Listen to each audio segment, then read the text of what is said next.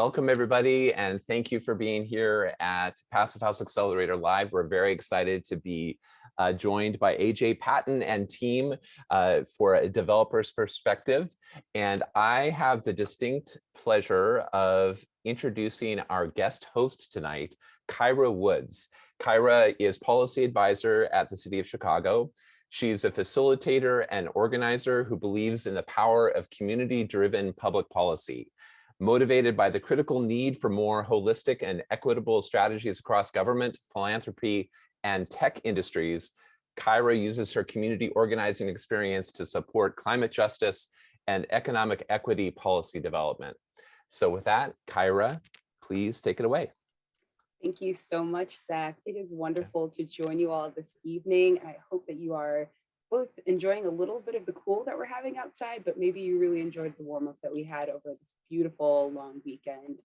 Again, my name is Kyra Woods, and I work here in the mayor's office, maybe not as cozy of a seat as some of you may be in after this workday, but really thrilled to be joining you. And particularly, I wanted to share a bit of the work that we are leading here as in preparation to raise a glass or whatever beverage you have with you tonight to some of the leaders that are making this work tangible, real, and truly transformative in community. So some of you may be familiar. I'll just kind of run us through a few brief slides in case you're more of a visual learner to help here. But I wanted to share some of the work and specifically our climate action plan work that is happening here at the city. We are truly invested in these principles and values around a just and equitable future for Chicagoans. And truly, as we think about this in relation to our climate future, what does it mean to set ambitious targets and goals through our climate action plan and other initiatives like our city planning efforts through We Will Chicago in order to set the direction and level of ambition for truly transforming communities. So you can actually see our climate action plan online. Maybe some of you have already dug into it, but it is accessible at chicago.gov/climate action plan.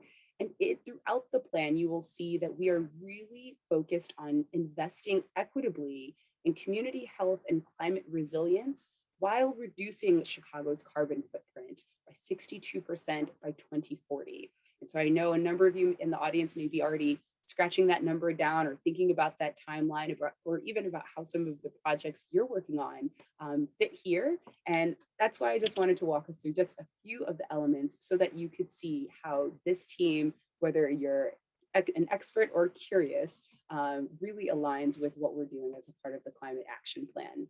In addition to some clear climate mitigation strategies, the plan is really also an opportunity for those who are just getting their feet wet or want to learn more about what we're doing as a city and as residents across the city.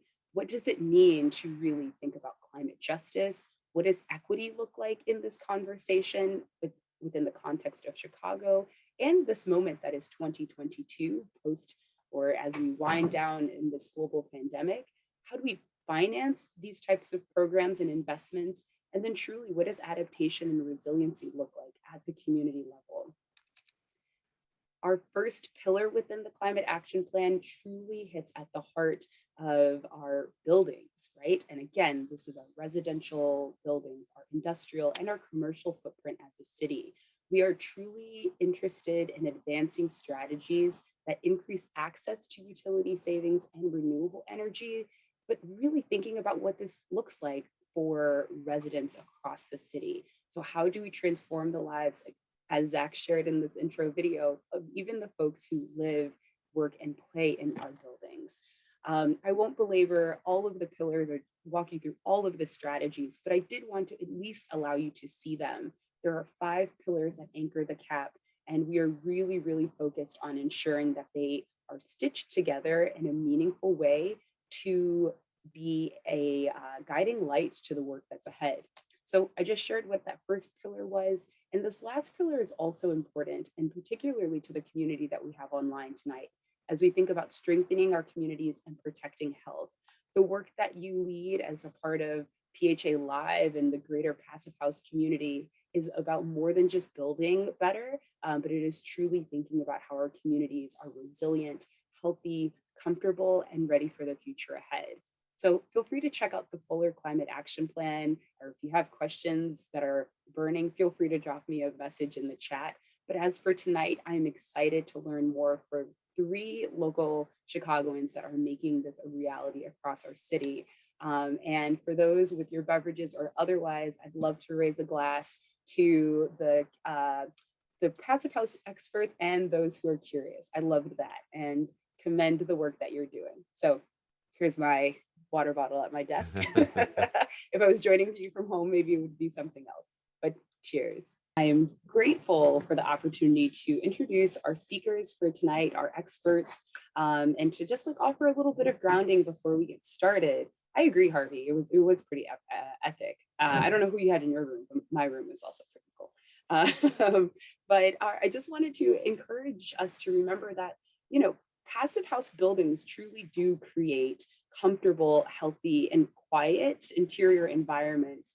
But we are talking tonight and looking at a showcase about the transformative elements here, right? We know that by focusing on our building science, we can truly build differently and better by thinking about our low thermal energy use, our low total energy usage, and of course, air tightness.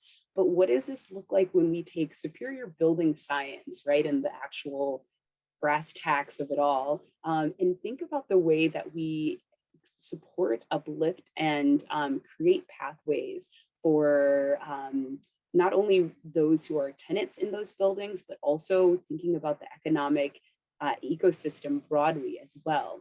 And so whether you're thinking in the context of climate planning, or you're coming to this space through the lens of economic development or community development and community wealth building, I think there are some really rich through lines that you'll hear from our speakers today that get at these layers of influence that we can have. So today I am really grateful to learn more about the 2 projects that Chicago will be able to, proudly lift up. And we have such a diverse community of architects and designers and builders here. But tonight we'll be hearing actually from AJ Patton, Lesley Roth, and Douglas Farr, or Doug Farr, I think many folks here know him as. Their presentation will showcase 2 particular projects and cover how they interface with local jurisdictions, create inclusive project teams, and create above market returns by transforming communities as well. All, again, with positive environmental and climate impacts, but also thinking about those tangible elements to those that work, play, and live in these spaces. I will first personally introduce AJ, who I'm proud to call friend as well. AJ is currently working on these 2 projects and has brought together some dynamic elements that are in many ways first of its kind, and particularly at this point in time, as we think about renewable energy and the transformative elements that can happen within community as we think about renewables and our building sector. AJ is an accomplished finance, sales, and capital markets expert with more than a decade of experience in investment banking, endowment management, and real estate analysis. Don't let his face fool you. I don't know how he has 10 plus years of work behind him, but he does. He most recently worked with Equities First, a $500 million investment fund in which he led the investment and underwriting departments, along with managing all US business development initiatives. In 2016, AJ branched out on his own.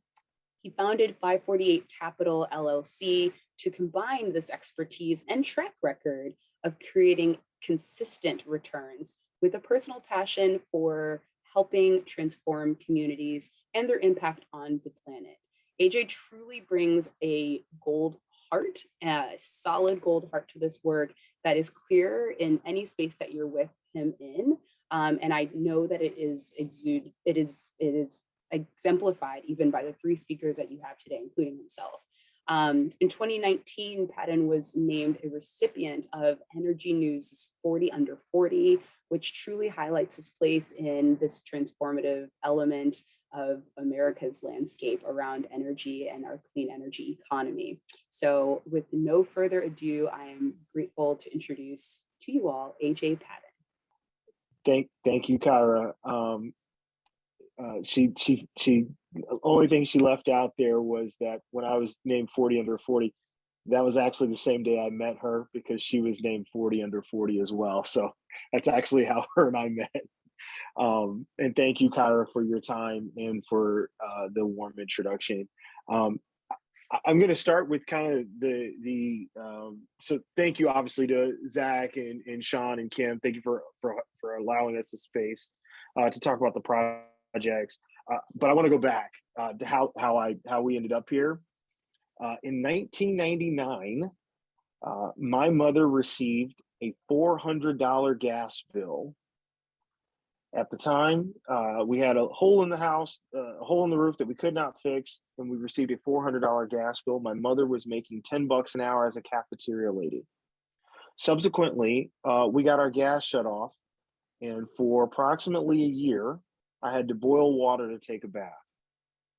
Now, depending on where I am in the country, if I'm in some of the tech rooms in San Francisco, or if I'm in Wall Street, everyone gasps. They cannot believe it, that this is a story from 1999, not the 1800s, right? But if I'm on the west side of Chicago, or if I'm in Newark, New Jersey, or if I'm in some other communities, frankly, that story is a reminder of almost a rite of passage in many communities.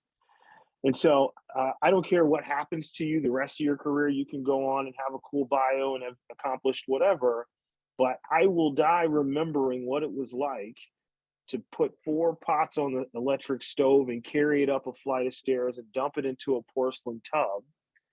And that was how I got my bath that day. I was 16 plus, like 16-ish years old. That was my introduction to the importance of energy and how it impacted lives and the quality of life that people have. And it was a lesson on, frankly, on its impact on an entire family's infrastructure and quality of life. Fast forward, that Equity's first company that Kyra mentioned, I worked there for a handful of years, more than I probably want to acknowledge. And not because I didn't have a good, but I didn't want to age myself anymore. In the process of working there, by the time I was running U.S. investments, we started to see all of these solar deals come across the desk. And I wasn't the boss, but I was head of U.S. investments. So there's nothing that could get to the investment committee without my stamp. And so they had to take this, frankly, this 20-something black kid serious when I said, solar deals becoming normal. This is 10 plus years ago now. And I said, frankly, but why aren't everyday people having these deals, getting access to this energy? You're selling all the energy and the tax credits to Google and Target and all these folks. And I just posed the question. I said, what about everyday people? Can they have access to this energy? And now this is prior, it's 10 plus years, this before everyone went to these subscription models and all of this. This is years ago. And everyone in the room looked at me relatively crazy, but they couldn't treat me crazy because they needed my stamp to keep the thing going. And the guy said, frankly, AJ, that, you know, it's easier for us to sell to institutions too. In order to sell to families, you need to find the building owner and the landlord, and that's difficult. And to sell to individual families is a different market, is a different, just a total strategy. I said, well, what if I owned the solar farm and a real estate portfolio, and I was my own off taker, and I could sell discounted energy to families, because that's what I care about. And the guy sat back and he looked at me and he's like, whoever does that's going to change the market forever, to be able to do both. So I quit my job and I started a company called 548 Capital and 548 Development. The number 548 is the unit number in the projects that I grew up in. And I wanted everything that I did, that I touched, and that I worked for to be about no other kids having to boil water to take a bath. And whatever means I needed to figure that out, I wanted that to be the outcome. So that's why I started my company. Fast forward, in the middle of the night, I've been going through this process. This is probably 2-3 years ago. And I started learning more about Phius and Passive House and what's the strategies around it and how it could lower utility costs and what its impact on quality air, which I'll talk about more. But I'm just setting the stage about how we got here. And can you make the numbers work? And I think that's still an open question. Luckily for me, the business started to catch some momentum. And the greatest thing that probably happened in my business ever was a lady by the name of Lori Lightfoot became mayor of a city called Chicago. And in her strategy, she said, I want to invest in the neighborhoods and I'm going to accept proposals for the communities. What's it look like to invest in these communities, to have anchor investments, big mixed use developments, retail at the bottom, apartment complexes up top. But she demanded, like no one in Chicago's history, that it be done and led in an equitable manner. That's never happened in Chicago's history. And so I turned in a proposal and failed. But she called and said, hey, her staff called, because she would never call me. Her staff called and said, hey, I like your idea. Why don't you try again? And I turned in some more proposals for other really important corridors in the city of Chicago. And we won 4 RFPs for the city of Chicago's Invest Southwest program. And 2 of those proposals are Passive House Phius developments. Our approach is to say, which I'll talk about more later in the show, but is that sustainability needs to be accessible in all communities. That's why I founded the company, and to serve as that bridge. And we wanted these developments to serve as anchor, exposés of what it looks like to be inclusive and sustainable. And so, frankly, that's what we'll talk about today. So I don't want to steal the shine of any of my peers here, but I'll start by, we're going to talk about 2 of those projects tonight that are past DD now, that we won the RFPs. We've got the city support, we got the tax credits. We're just moving through the design process and preparing to break ground in November. So I'll start by introducing the principal and lead architect on one of the projects, Miss Lesley Roth of the Lamar Johnson Collaborative. Awesome, thanks, AJ. Do you want to share your screen or should I? You got it? Awesome, thank you. So we're absolutely thrilled to be working with AJ and 548, as well as an amazing team of engineers and collaborators on this project located at 3831 West Chicago Avenue. We're reaching the end of design development at this time. So we're gonna give you a really quick overview of the project and some of its Phius highlights. This project is extremely important to the city of Chicago and to the community that's going to be where it's going to be located. It's on the west side of Chicago in Humboldt Park, and this is an urban infill site that is approximately 5 city lots. So we'll go ahead to the next slide and just share, sort of flash the team. Lamar Johnson Collaborative is the architect on this. 548 Capital is the developer. We're working with a very diverse team that was intentional and important to this project as a part of, AJ's vision for the team being representative of Chicago's neighborhoods, and especially building capacity in consultancies, engineering, and other areas of professional service that are not as diverse as we would like to see them. So this is also an important part of the project, but also in realizing this vision of bringing sustainability to all communities in Chicago. Next slide, please. So as we move through, you'll see a couple shots that will move really quickly past the screen that show the existing conditions. And this is, we can settle on any one of them, but the project site, as I mentioned, is along a major corridor in Chicago called Chicago Avenue. This is a transit-served corridor in between two kind of minor streets. This location was also intentional because it is in a transit served district, looking at another one of Chicago policies, which is ETOD, transit oriented development, and the E is equity. So in creating an affordable housing development that has sustainable strategies incorporated into it, we're also accomplishing another initiative, which is providing transit service for those that are currently underserved.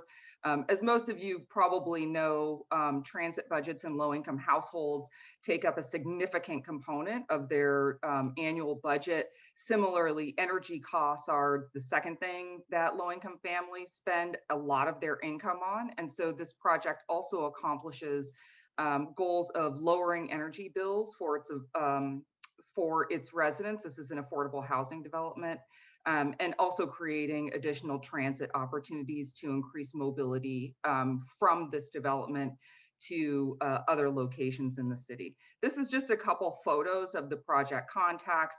The west side of Chicago is littered with vacant lots. Fun fact, if you totaled up all of the vacant lots in the city of Chicago, it would be land size the area of the entire loop, which is our downtown area. So beginning to look at infill opportunities, particularly for affordable housing and mixed use developments, really is a catalyst for future development. The next slide is a site plan of, I believe is a site plan of our building. There we go. So this is the site plan. It's a 60-unit affordable housing building. It is mixed use. And on the first floor spaces will be community oriented, and we'll also have a grocery store and cafe. The outdoor spaces that you're seeing are meant for public gathering. They are on the east side of the building. The west side of the building is the residential entry, and Chicago Avenue is the front face of the building that will have entry into the commercial spaces in the building. This is the exterior of the building. One of the interesting, and this is the Chicago Avenue facade that you're seeing, as well as the east side of the building with the public plaza and gathering areas. Some of the things that you'll notice about this building is that there was really a challenge on the design team to provide a response that accomplished the team's goals of sustainability, but also balanced the community need. This is really a new best practice in the city of Chicago. There's not another affordable housing development that will have Phius certification. We are also going for Enterprise Green Community Plus certification. Kyra and her team have done a really great job in creating the climate action plan. We also have a sustainable development policy that this project will be a part of, as well as consistent with ETOD. So balancing the design and policy regulations with a beautiful design was a challenge, and we hope that this is a new best practice in the city of Chicago. I'll quickly go through the floor plans. As I mentioned, we're sort of at the end of DD right now, so you're going to see some technical drawings.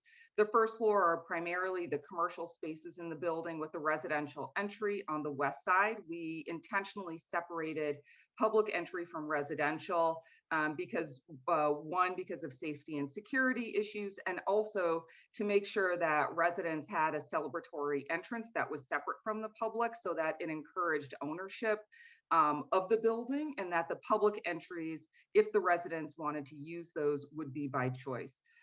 Having a grocery store tenant in this building, the neighborhood that this building is located in is also a food desert, decreases tenants having to travel far distances for fresh food.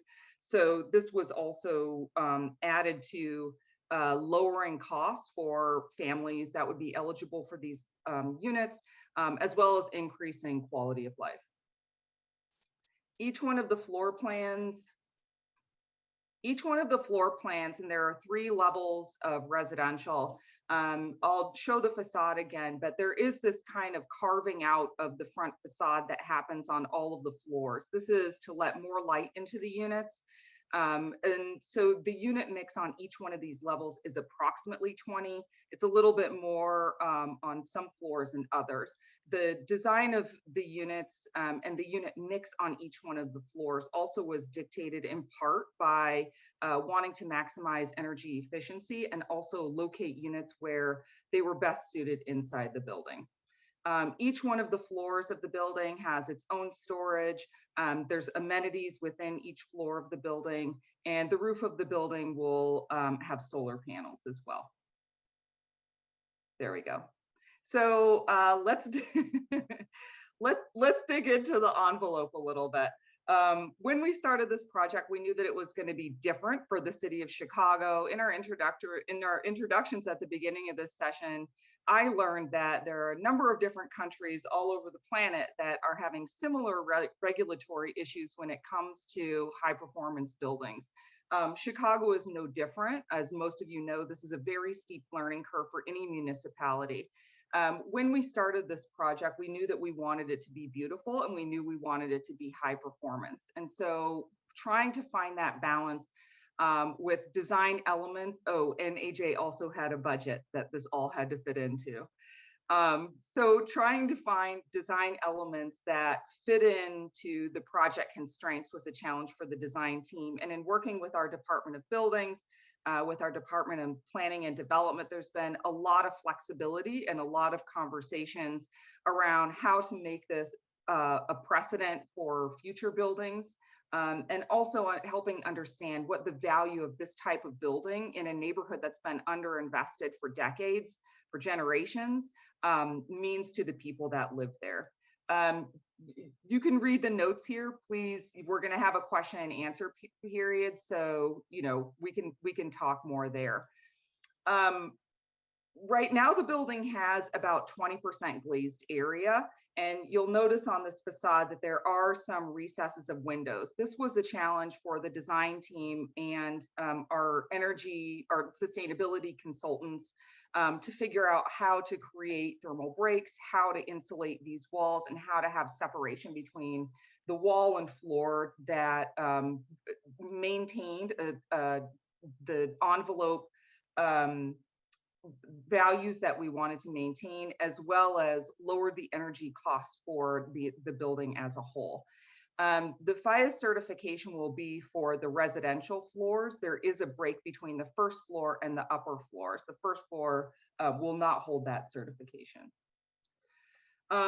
A few bullets on the energy, on the building systems that we're using here. We are using ERV. Of course, there'll be Energy Star appliances. We see these as a base level for entry in energy efficiency, but a necessary part in achieving Phius certification. As I mentioned, there will be solar panels that are located on the roof. And because we're also applying for concurrent certifications with the Enterprise Green Communities, the interior, the fixtures, finishes, and furnishings in the building also have performance standards, including low VOC, to improve indoor air quality. As we've been going through this process, we've been checking the design development of the building against our WFI model and making sure that we're hitting the standards for Phius certification.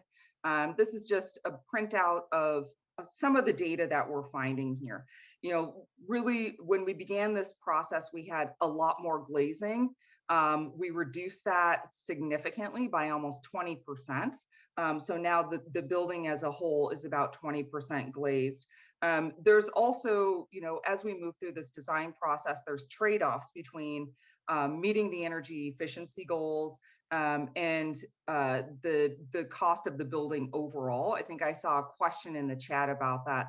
In Chicago, this building is actually costing not significantly more than a conventionally designed and built mixed-use building of similar size by square footage costs.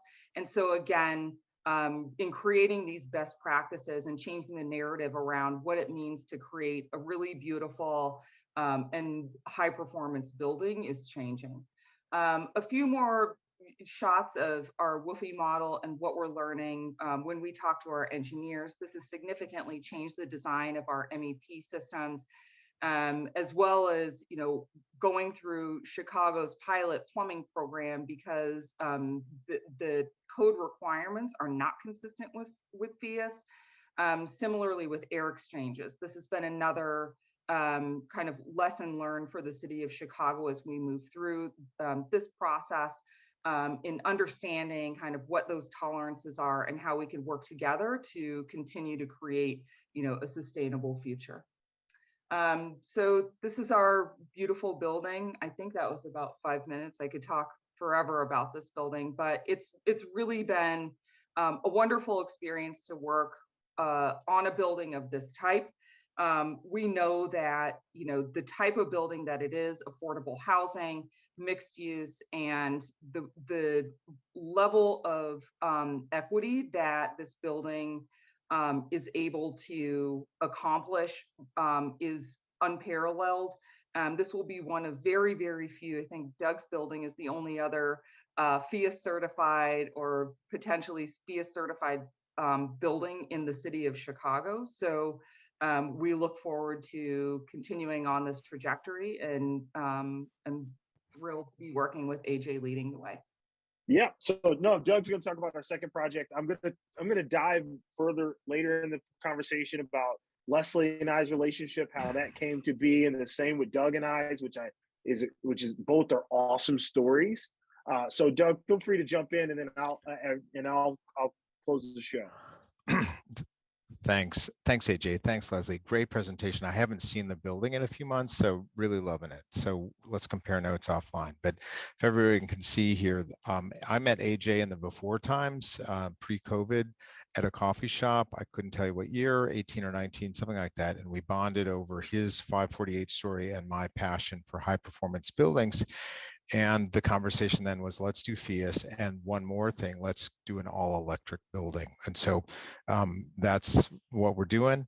And the other part of the conversation was, I said, look, we work with the same consultants over and over because I'm comfortable with them. We've been training each other for 15 or 20 years, and there aren't folks of color that are part of that business proposition. Said, well, I challenge you to, let's reach out and work with a more diverse team. And so here's the team, and it's been a challenge because we've done it a few times, that is Phius, but the rest of the team had not. And so it's been a real learning curve for all of us, and I hope that's part of what we cover in the Q&A. Farr Associates, we've been doing this a long time. These are aggressive images. Sorry, they're kind of so big and so rough, but this will be our fourth Phius project, one in the city, one downstate, one in Indiana, and two are certified. The third's, hoping to finish quickly here. So we've done it a little bit, enough to feel cocky enough to say we can, sort of lead a team and do this. So, but anyway, here's this project is so complicated. Leslie's looked complicated. This one's really complicated. AJ can confirm that. So we are affiliate architects with Revetna and Associates. We'll tell you that story in a minute, but basically there was a competition. We were not involved. Here's the context on the south side, 8900 South Commercial. Here's our three prior Phius projects, which are all electric, and two out of three are Phius certified, the third one hopefully this summer.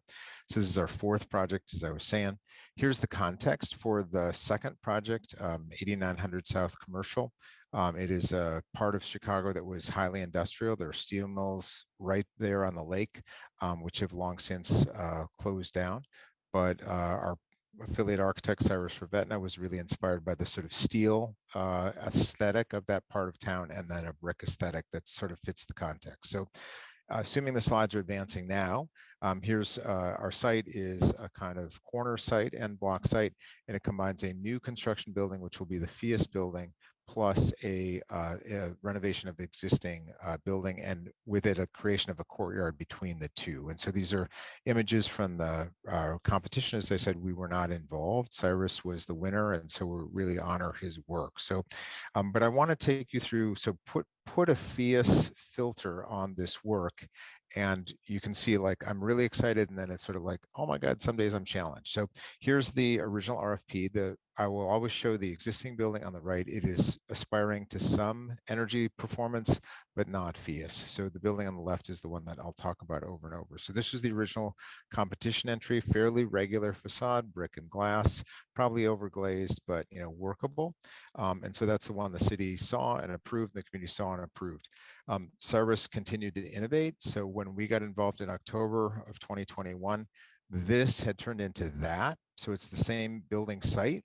And so this is what I call the sugar cube project. And I'm thinking like Phius, now it favors like simple assemblies and stacking things and minimizing, surface to volume ratio. And then we've got absolutely Pyreneesian kind of flying buttresses and everything. So so we worked with Cyrus to sort of, Cyrus, can your aesthetic succeed with simplifications? And so his simplification went from this to this.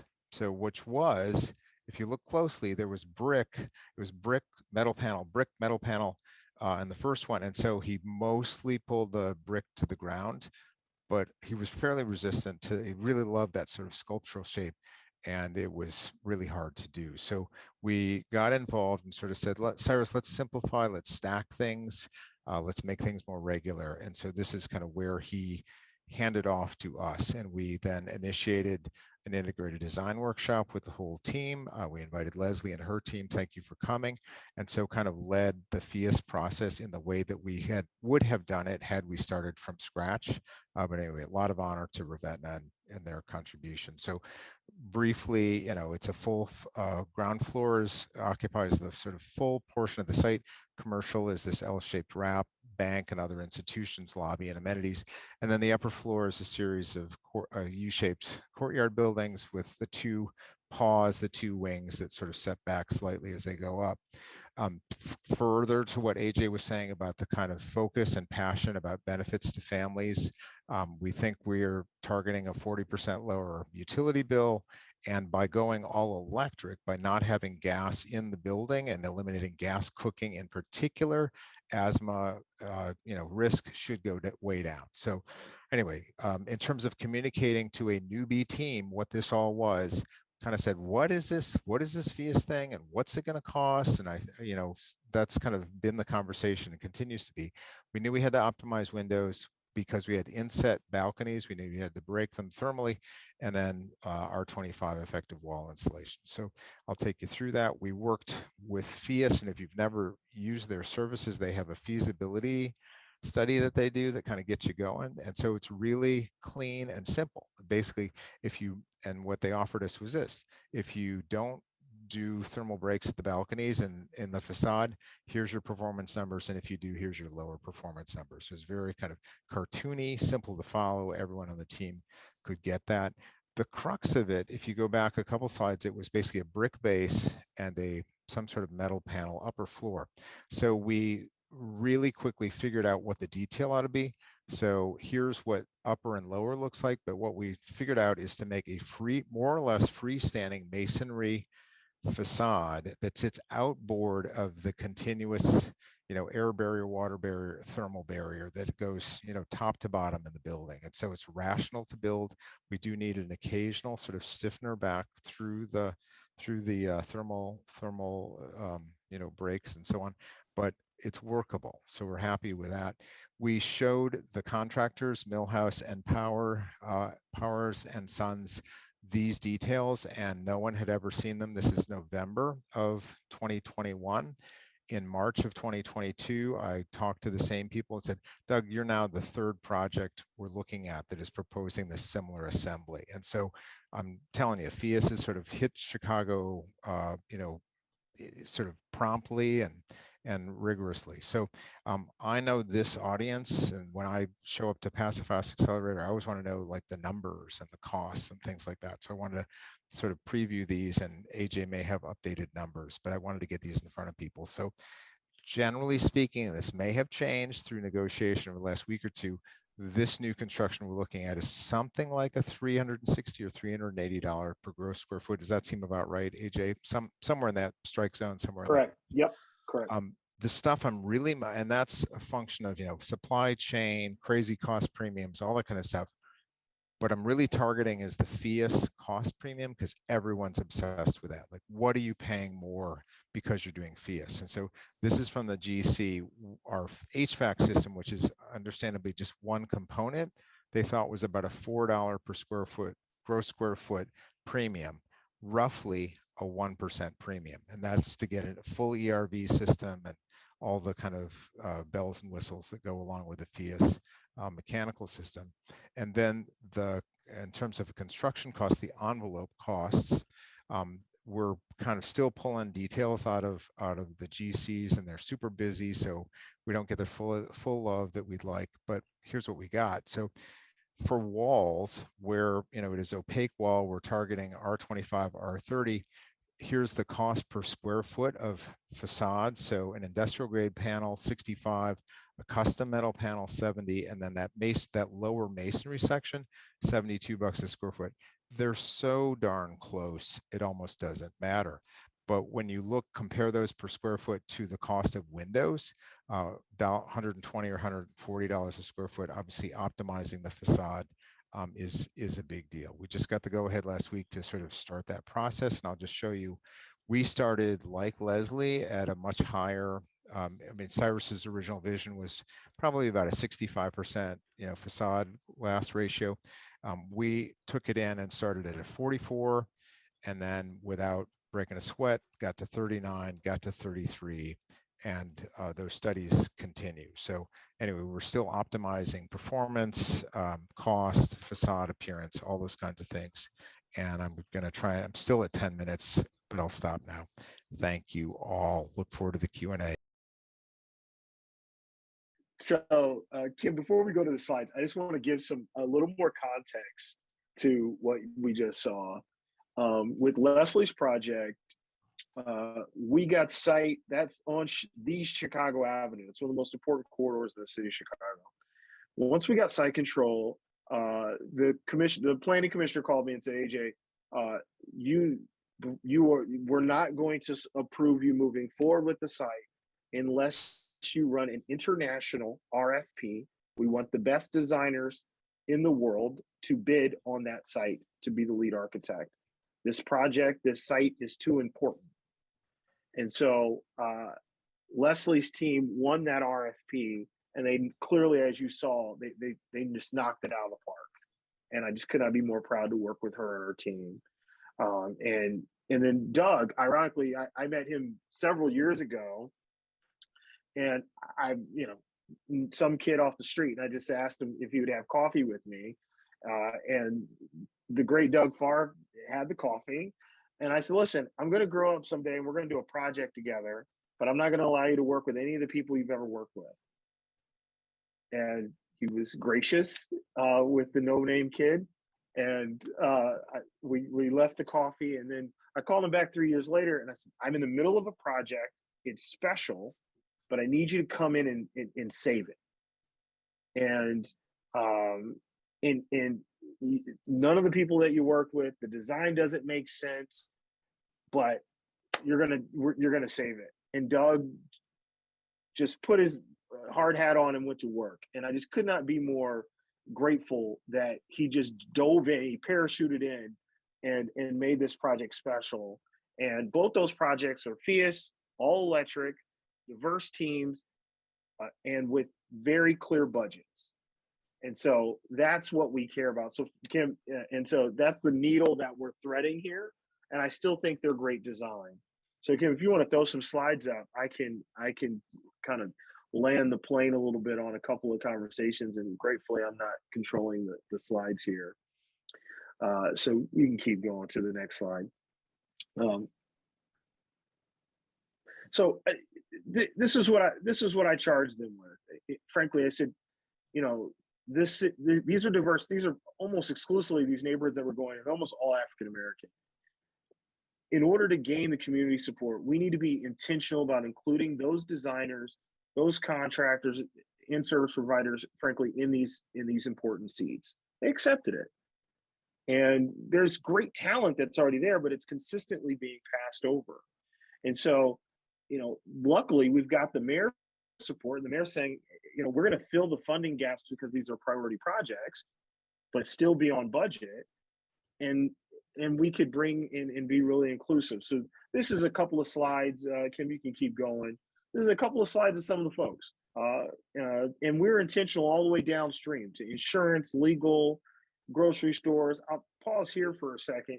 Here's an outline of a couple of our current projects. 1370 West 79th Street. That's a rehab project where we're doing rooftop solar in the middle of 79th and Loomis. That's a deep southwest neighborhood. It's a really tough corner, and we did it without a subsidy. It's not passive, but it's beyond energy efficient. So the utility is beyond the energy efficiency code. We've got VRF technology, high efficiency windows. I mean, we went all the way in. Emerson Smart Tech thermostats. So we were really, really thoughtful here. You guys know about the two projects. Then we've got an all-electric 50-unit lofts that we're doing. That's the South Loop Solar Lofts. And then we have 4300 Roosevelt, where we're doing an $80 million industrial on 20 acres. And we're doing 5 megawatts of community solar on the roof of it, the largest community solar project in the city of Chicago's history. So, I mean, we're really intentional about sustainability and inclusivity. You can go to the next slide. And this is just a highlight of geographically where these are. If you know anything about the city of Chicago, it is, frankly, it's kind of the haves and the have-nots, frankly, in terms of how these communities have been invested in. And so we've targeted specifically the South and the West sides, the communities that have been disinvested in. We're investing over $180 million of new capital in these communities. And I'm really proud of that. You can go to the next slide. I think it might be the last slide. And so the goals, you heard Doug talk about the health outcomes. That's important. I had to educate myself on that. And Doug and I have been talking about projects for a handful of years. And that's been something he's been really intentional about, is AJ, get those gas stoves out of there, AJ. You're carrying the flag. You need to do it in a new way. You need to rethink this. And he really, as much as, I always grab the microphone and talk about how I'm challenging Doug. Doug's been challenging me too, frankly, on how to look at these things. And then, one of my other secret passions, is, can I flirt with net zero? And can we keep it on budget? Those are my two big things, is if I can flirt with net zero and keep it on budget, then we can, then I think we've got a real special formula. And then lastly, who gets those jobs? We've rolled out a workforce training program. We've been really intentional about who gets jobs in construction, design, and then at the labor force, because I think that I'd like my firm to be one of many bridges of sustainability and inclusivity. Those don't have to be separate. We can do all things at once and do it on budget and make the pro forma work. So, Zach, Sean, thank you guys so much for letting us come and talk about these projects and get to talk with my friends. I get to see Kyra, all these friends. So thank you so much for allowing us to come share, and look forward to this question and answer. So that concludes the first hour, but we've got lots of questions. And so if you do need to go, before you go, you need to give AJ and Doug and Lesley a huge round of applause, because what a story. We're lucky to have developers on, and we get some of our kind of best events when developers come on and talk about where things are at, the story behind it, and put money where it is. Because a lot of times we dream, architects dream big, designers dream big, the Pacifist community dreams big, but when the money is there to do things, it goes. And so AJ, thanks for your story. Your brand name I will remember for the rest of my life because of what you have gone through, and again, on point. So let's dive into questions. The first one is actually, I think I'm going to sneak in, because somebody mentioned it, and sorry, I got too many screens open. Where did it go? Where did it go? Was looking at prefab, and I will give props to the person that made the comment, but have you considered prefab for the first building that Lesley showcased? Yeah, we actually did consider concrete for as initially actually as a construction material for the building. A few things changed our mind about using concrete. The first one is something that we're all hearing around the world is supply chain issues and costs. And so that was one of the primary determining factors for switching to cold-rolled steel for much of the structural system. And for the we were also looking at, being cost and budget conscious, and also wanting to use materials that were more readily available. The lead time on precast now is, I don't know, what did I hear? 172 weeks. I mean, it's just something astronomical, because for the industrial building that AJ was talking about, we are also the design architects for the innovation buildings, which will be community facing buildings on that site. But for the industrial buildings, it was just out of reach. And similarly for this, the building that we're working on Chicago Avenue, more locally available and readily available materials brought the cost down significantly. And so that was sort of the decision-making process on that. Excellent. And yes, our Arnett was the one that indicated, and I kind of took that to props. Before we dive into more questions, we got to go back to Kyra for some final notes for the first hour so we can continue the questions. So Kyra, back for you for some closing comments before we got to that list of questions. Sure. More than happy to do so, especially before, I hope most folks are staying but understand. So I have heard AJ's personal story on several occasions, and I am glad I only left it at Heart of Gold in my introduction, because I think it is important that he always tell his story in his own way. I think it's always so pointed to share. And I'm really grateful also, AJ, that you rounded out the presentation with really looking at the teams that you've brought together, and really from like top to bottom, or I don't know if that's even the best, maybe a circular reference is better, because the transformative nature, again, is not just about, it is inclusive of the building materials and the building science and the engineering that is critically important, but it is also thinking about how we expand this conversation in cities like Chicago and for communities as far as New Zealand. And I think somebody's in China tonight too. So these are the transformative ways that we are talking about a clean energy revolution, and also just a world that is affordable and stable for so many communities.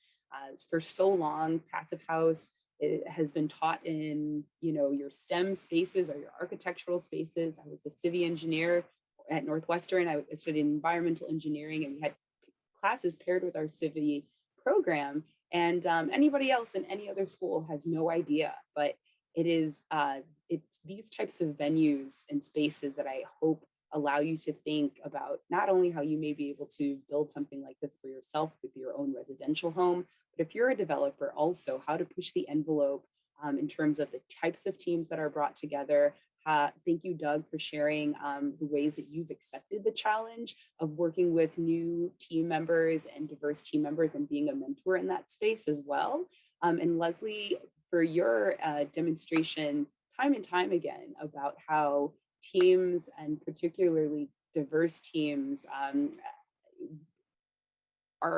do their credit on international stages, when so many times, sometimes institutions say, only if you can pass this bar that is now higher than it's ever been. I'm really grateful for your ability to showcase that there is a place and a first place for teams like yours as well. So grateful to be with you all tonight. I hope that those are nuggets that you can take into your own spaces and questions that you'll challenge your partners with as well. And for the curious, keep the questions coming. Well, I'm just gonna kind of pause for a second and make sure that AJ, Lesley, and Doug, that lands because it's well deserved. But Kyra, thank you again for your leadership and Chicago's leadership for driving forward and having more major cities be on board with all this. It's great. Again, it's all about carrots and sticks, and so it's fantastic. And thanks for your leadership as well. All right, AJ, Doug, and Lesley, let's go back to the questions. We have Brian in Perth, so we're going to go across the pond until Thursday. So Brian, are you still with us? I'll just double check that Brian is, because there's an earlier question. Don't see Brian, so I'll just ask it for Brian asked. Is EFIS a good solution for cladding given the climate, Chicago, freeze thaw, and wind chill? Asking as I'm curious. That's from Brian. So I guess Lesley, maybe that's over to you. Yeah, this is EFIS was selected. It was verified with our sustainability consultants as being viable for our climate. One of the things that we're looking at now is condensation. So that's the only piece that, is kind of the missing link as we move through DD to understand what other materials are needed to ensure that there is not condensation, especially with the deep window wells and the envelope construction. This is a concern because Chicago does experience, very steep weather shifts. But yes, that was EFIS was proven out to be both a good envelope material and also able to withstand the climate in Chicago and maintains the insulative values that we needed on the exterior wall. And Lesley, just because I am a construction tech kind of nerd, have you guys created your mock-up yet of that wall panel? Not yet. That's going to be great. I know. We'll invite you over. Oh, absolutely. I think a lot of us will want to check it out. I just when you put up there, I mean, those are great details, but I was like, ooh, how are we going to put that puzzle together? And there's some good juicy details there. So thank you for sharing. It looks great. All right, so moving along.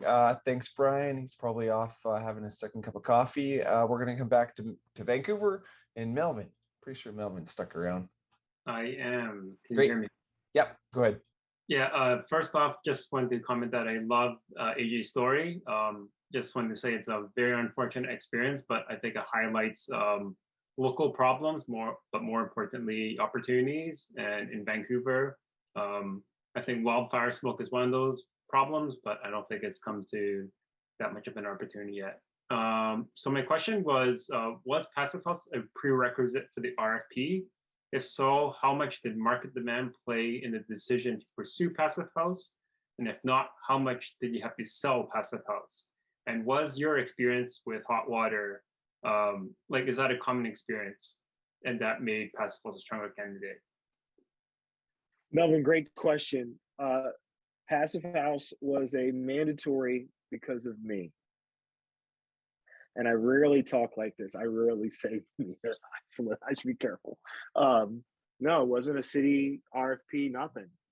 I've been, 3 a.m. YouTubes. I told this to Zach and Sean. I've been deep diving on this for like 3 years. I'm quietly obsessed about it. And Kyra is here.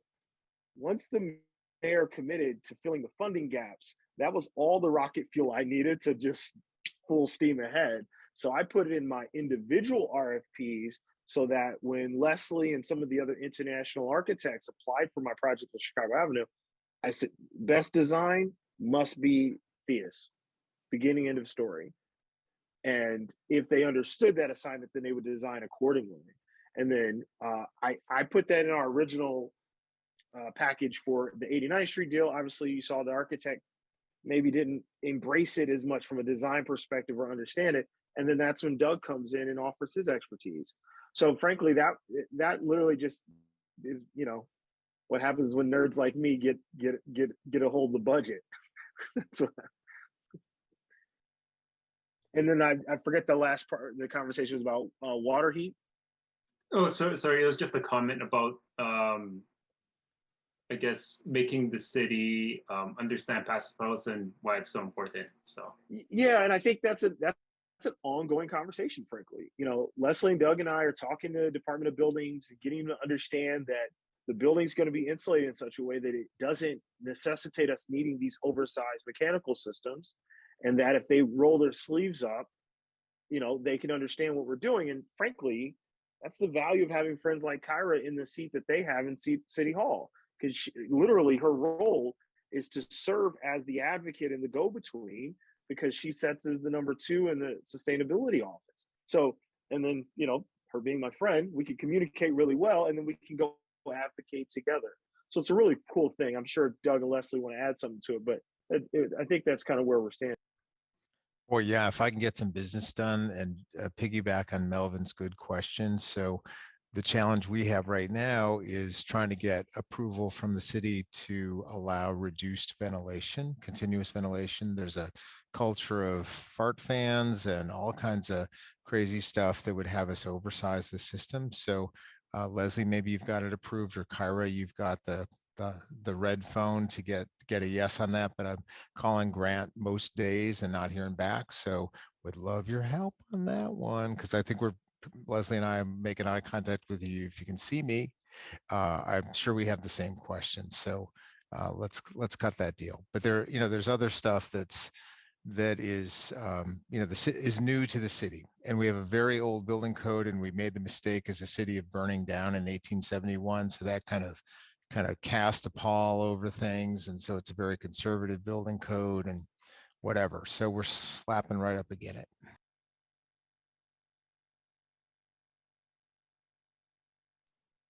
All right, thanks a lot. Just a maybe word of advice, since I think Vancouver is a little further ahead in terms of alternative solutions. Being commissioned for ventilation helps with that argument, because a lot of other buildings that are not passive houses don't need to commission their HVAC. So having that as a requirement helps. So thanks a lot. Yeah, and Kyra, if any of your team needs to connect with the City of Vancouver, they are always open to collaborate. So again, we're here to share amongst the community, but cities like New York and Vancouver and others are definitely willing to talk about some of their successes and how we can just cut and paste their documentation to just make it work for you. So reach out if you need help. Thanks, Melvin. Great questions, awesome answers. And again, I did see some good eye contact between Doug and Kyra, so I think we're going to see some things take shape. Derek, again, Kyra talked about it. Yeah, we have people from Eugene just left us. He stayed up late in Ireland, and we have a few people down across the pond in Australia and New Zealand. And Derek is our usual candidate from China. Derek, you still with us? I am. Great. And actually, thank you. And actually, it was a great conversation we just had. We were talking about building codes and the Great Fire of Chicago, the terrible fire. And my question was related to that. There's, low voltage for everything up in the ceiling just makes sense now because of the power demand of lighting and most devices there. So when you have low voltage lighting, you can typically use, or you don't need the conduit. That we're a safety level for power limited application, and Chicago is pretty much the only place that still requires conduit. And it seems like it flippity flops back and forth whether it's needed on projects. But there's a significant cost savings that can be had not only in the copper itself, but in the additional installation of the conduit, et cetera. So any word on, or if you researched using low voltage lighting for the projects?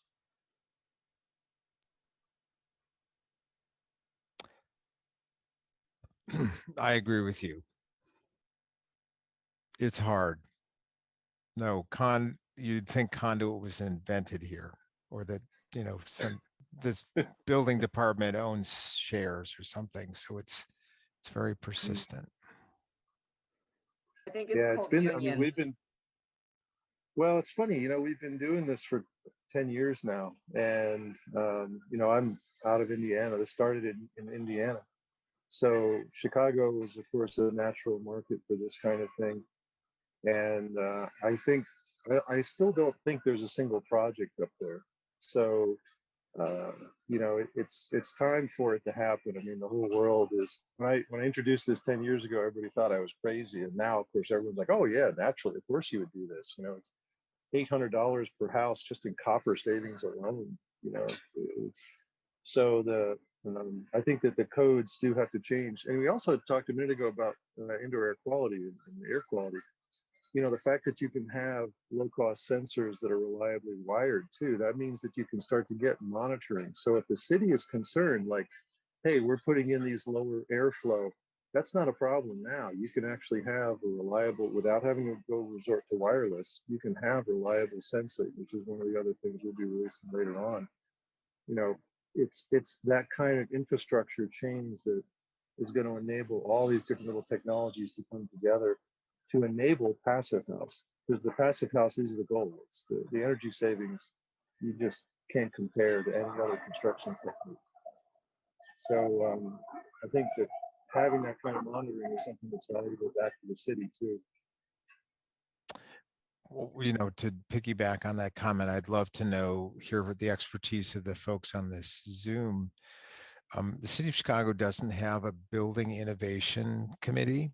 It is much more sort of a jury. You submit, you know, no smiles during the meeting, and it's thumbs up or thumbs down whether your stuff gets approved. That's the Bureau of Standards and Tests, and that's been the thing we've been submitting to for 20 or 25 years. And the tragedy of it is that each time you do Bureau of Standards and Tests, you may get approved, but it creates no precedent.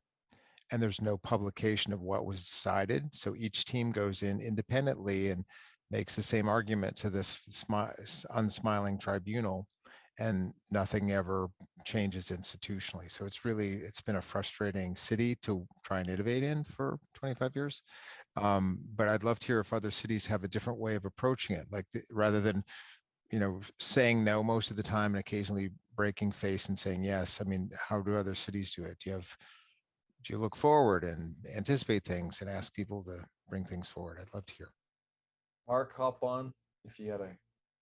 Well, I want to say a transformation did happen, Doug, and you know this one really well.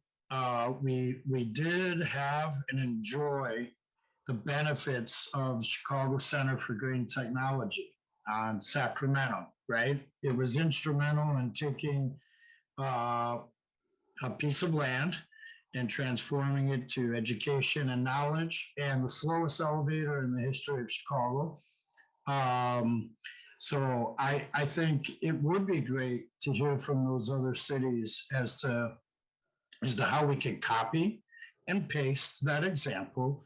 We're not starting anything new. Innovation's complete, right? Just replicate and move fast with a PH. And I think, Doug, maybe this is a good segue, because I know maybe again we have a summit on cities. I mean, I know a lot of times our bigger conferences have big talks on cities and these issues. I'm just thinking of the last few years, well, when we were in person, where again, Vancouver, New York, I'm missing a few, all kind of came together and talked about some of these frameworks. And I mean, I'm a little biased because I'm here in Vancouver and we've got some of these things. So I won't really answer, but I think we'll leave it as open-ended, just because we're getting close to the top of the hour. But I think you're really true is how to work on it. And it's funny, we were talking about, going up there talking, I just keep thinking if, our good old friends Muppets and the top shelves, Statler and Waldorf, that would just be criticizing. I think that's who I'm picturing is when you're having these conversations. So maybe they need to move out and get some more younger, hip innovators that want to move the bars, because I need to scale. So we'll leave that there. I'm going to ask a question for Mike Eliason, who asked, and again, thanks, Derek, for the questions. I have a question about future-proofing. Is there active solar shading included? Wondering what happens in future if they're rolling blackouts on hot days with double-loaded corridor and cooling unavailable. And of course, he said future with a PH.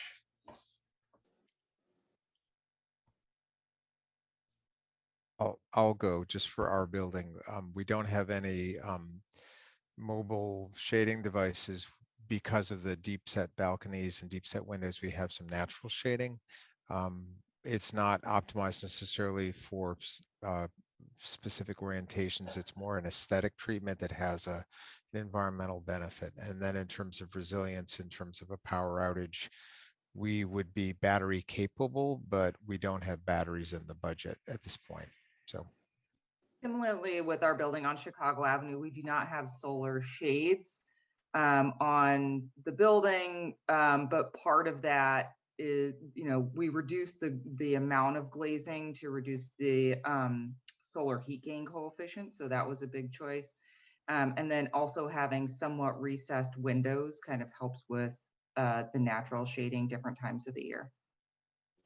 Excellent. And if you're looking for batteries, I don't know if you know our good old friend Tim McDonald, who talks about cars are the batteries. So when you can afford car sharing vehicles that are EV based, they could be your batteries. So that could be a part of the future proofing is using that resource. I'm not sure if Tim's actually done it yet, but I have to ask him. He was on last night and I forgot to bug him where he was at with it. Okay, moving along, I digress. Sandra Lester, if you're still with us, you're up next. And I don't see her, so we got Sandra. And so John, why don't you come on, ask your question, and I will figure out what Sandra's question was. So Mr. John Bureau from Australia, happy Thursday to you. Thank you. Thank you. Hi, everybody. Look, I missed bits of the presentation, so this question may have been asked of AJ. You mentioned actually I have a couple of questions. Mentioned the uplift or the gap in the funding that was being funded by the mayor. And I wondered what the percentage of the project cost that was.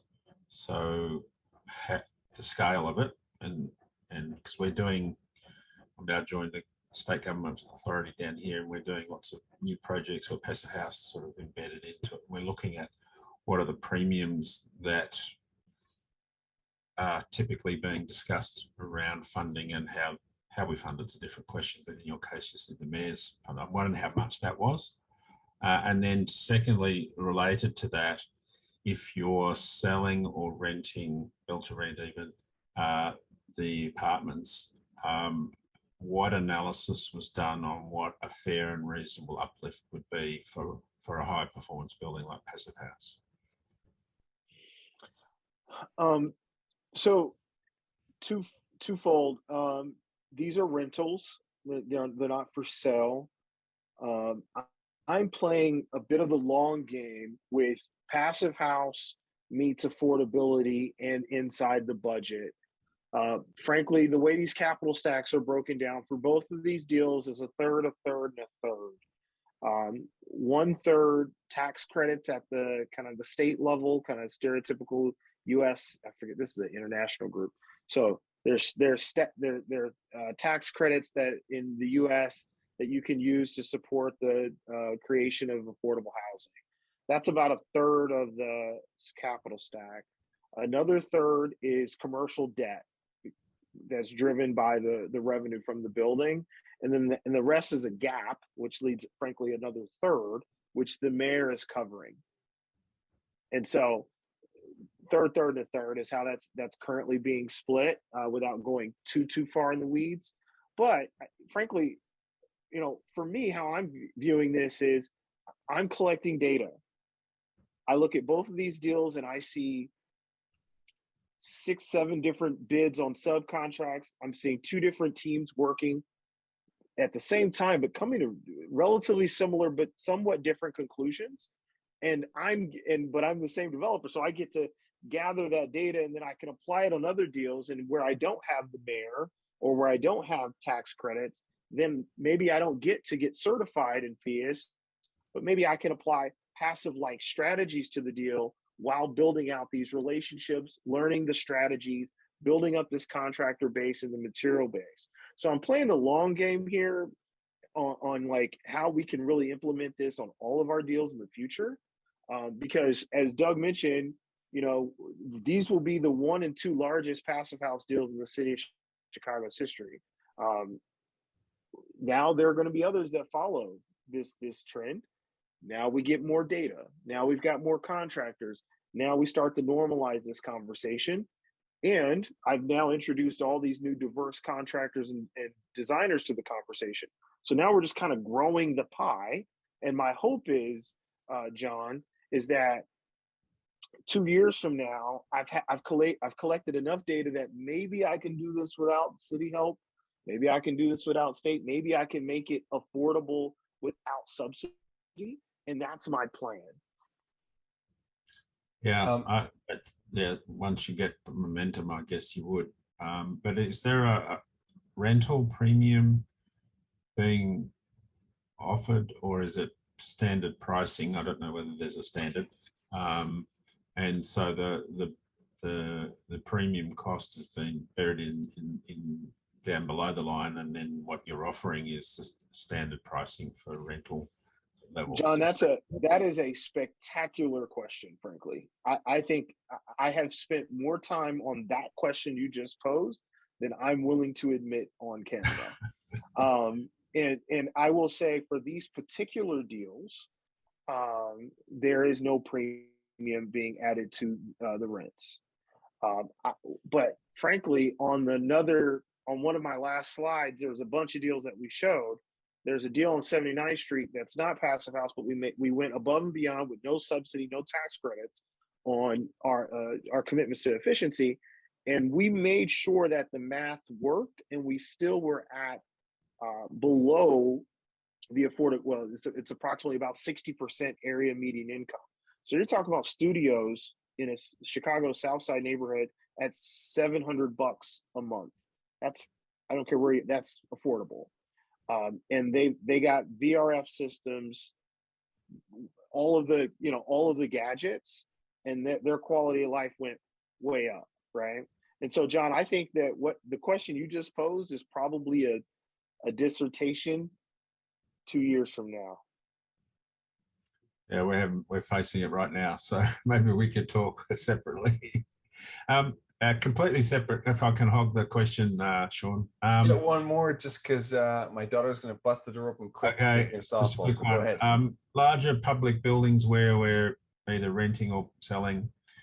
In Australia, we are, as everyone is, seeing more and more electric vehicle charging happening.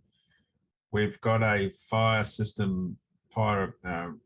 organisation here that stipulates requirements for engineering, and it would appear that the technology is way ahead of any regulation. And I'm wondering what's happening in the US regarding fire for both charging systems, cabling, and the cars themselves. That is of note, maybe unrelated to this particular project, but I thought I'd throw it out there. I'll leave some room for Lesley and Doug. We're going to put EV charging stations at both of these projects. Phius, rooftop solar, all electric, and EV charging stations. By the time I figure out this math, the next thing I'm going to do is storage.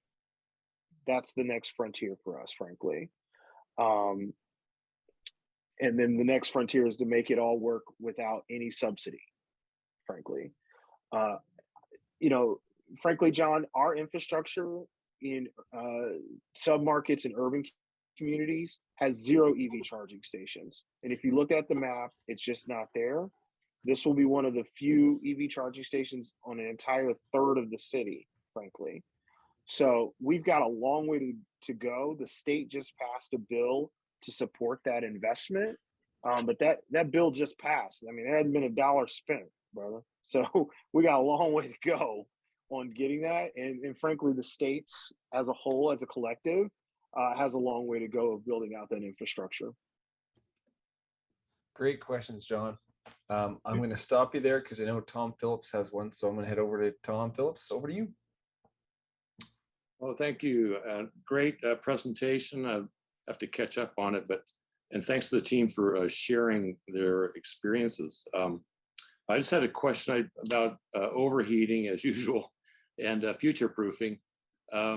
And I was wondering what weather files you used and to look at life cycle performance with your warming climate. And a side question is, in the recent news, the 3 deaths of the elderly ladies in the apartment building that did not turn the air conditioning on, but when I looked at the picture of the building, it had all these big extended kind of sunrooms on the perimeter. It looked like just a building was designed to bake people. So yeah, anyway, I'd appreciate any thoughts you have on designing for the future climate.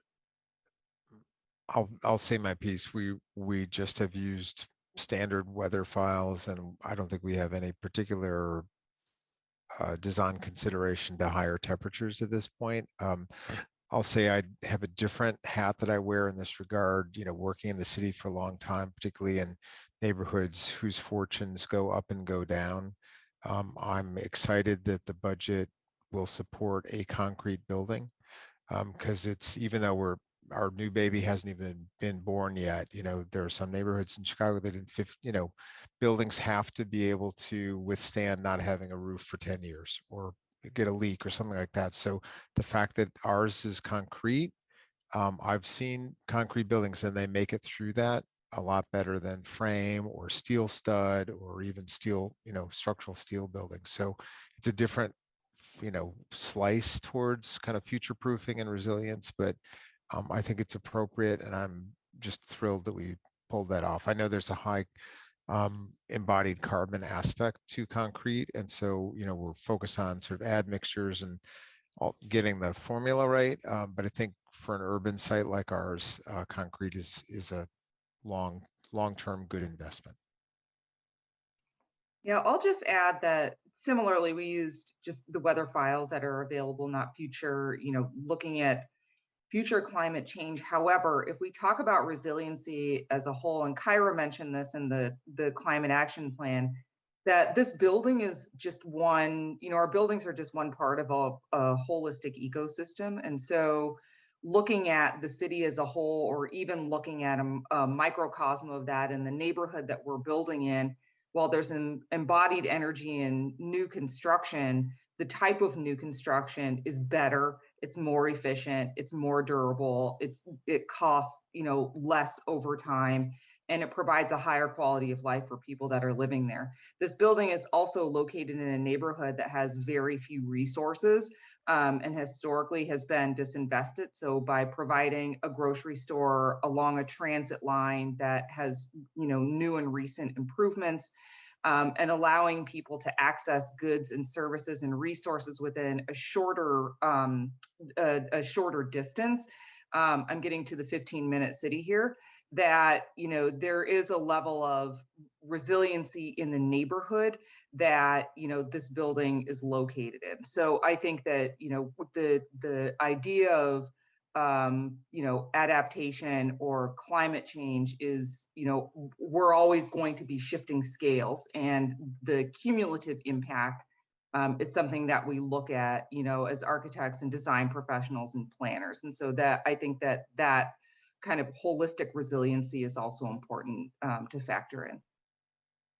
Yeah, great stuff. And just to give a bit of context, I was going to say 2 years ago, but you got to add, again, Doug said too, it's 2 years plus COVID. So about 4 years ago in Vancouver, we noticed that some of the BC Pacifist projects weren't performing as well. And that's because the data files were from 1985, and Monty kind of talked about Back to the Future and Michael J. Fox. And so I believe the Phius ones are all to date. And when you're doing kind of your final review of your model, you kind of look at what would happen if you change the latitude and look at the temperatures and see how that heating cooling extremes and how things work. But I'm pretty sure Phius is up to date, Tom, with a lot of those details and how how things perform.